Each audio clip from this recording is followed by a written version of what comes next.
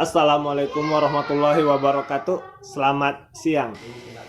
Perkenalkan, nama saya Fuji Harahap. Saya mahasiswa dari Institut Kesehatan Medis Tralu, Pakam. Saya dari program studi gizi S1 Gizi ke Fakultas Kesehatan Masyarakat. Nah, di sini saya akan memberikan sedikit edukasi untuk lansia atau biasa kita kenal dengan lanjut usia. Nah, apa itu lansia? Lansia adalah di mana seseorang telah mencapai batas usia dewasa akhir atau biasa kita kenal menuju ke arah tua. Nah, di mana di sini pada usia lansia ini tubuh sudah mengalami banyak penurunan fungsi, mulai dari fungsi penyerapan, metabolisme tubuh, mulai dari fungsi otot juga, dan daya tahan tubuh juga sudah mengalami penurunan jauh di bawah sebelumnya yang masih dalam keadaan batas normal. Nah, di sini ada beberapa langkah, ada beberapa hal yang harus kita perhatikan untuk menjaga kesehatan lansia. Nah, itu diantaranya yaitu makanan, aktivitas fisik. Nah, untuk makanan itu ada beberapa hal yang harus kita perhatikan, terutama makanan yang perlu dihindari untuk lansia, yang mungkin bisa menimbulkan masalah kesehatan lainnya.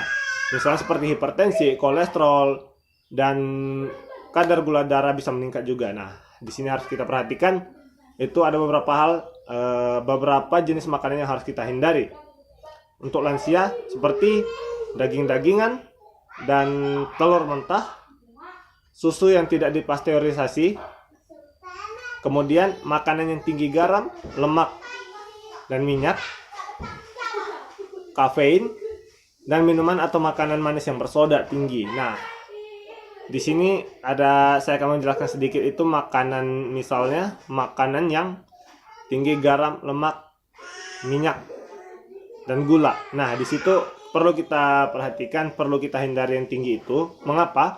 Nah, karena di tinggi garam itu kita bisa tahu apabila kita mengkonsumsi garam banyak, maka akan mengakibatkan tekanan darah akan melonjak.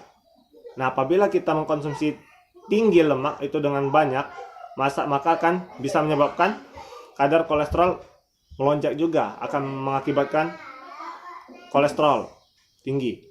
Kemudian untuk gula, apabila terlalu banyak gula, maka kadar gula darah akan meningkat. Nah, di situ akan bisa menyebabkan terjadi diabetes. Nah, kemudian untuk makanan yang perlu dianjurkan juga ada.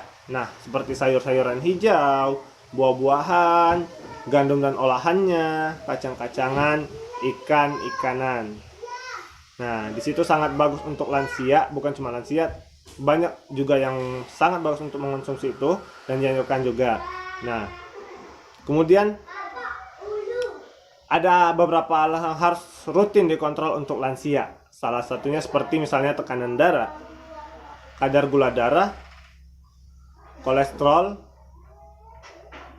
Itu sangat perlu untuk dikontrol dengan rutin, supaya kita tahu apakah itu mengalami peningkatan atau tidak. Karena bisa berbahaya apabila kadarnya itu berada di atas normal ataupun di bawah normal. Bisa berbahaya bagi kesehatan tubuh. Jadi kita harus mempertahankannya untuk tetap menjaga kesehatan lansia, supaya tidak terjadi hal-hal yang tidak baik.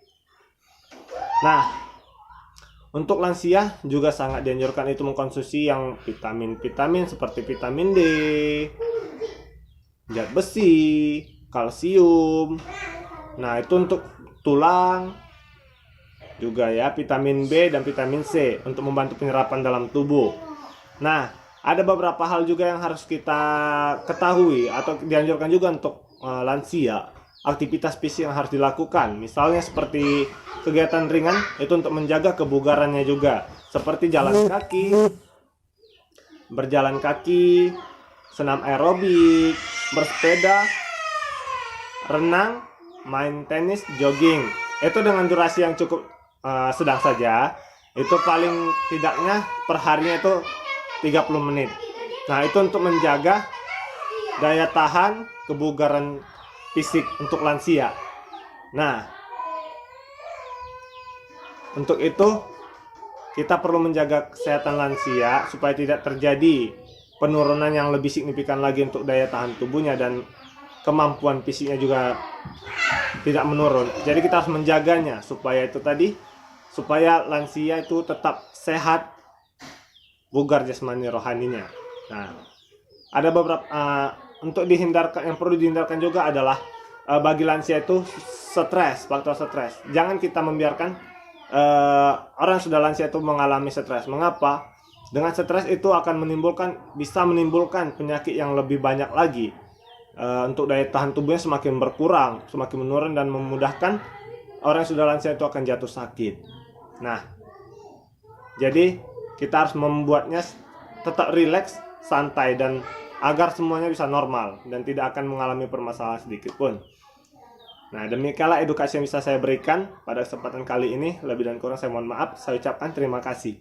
Jangan lupa di like, share, dan subscribe ya teman. Terima kasih. Assalamualaikum warahmatullahi wabarakatuh dan selamat siang.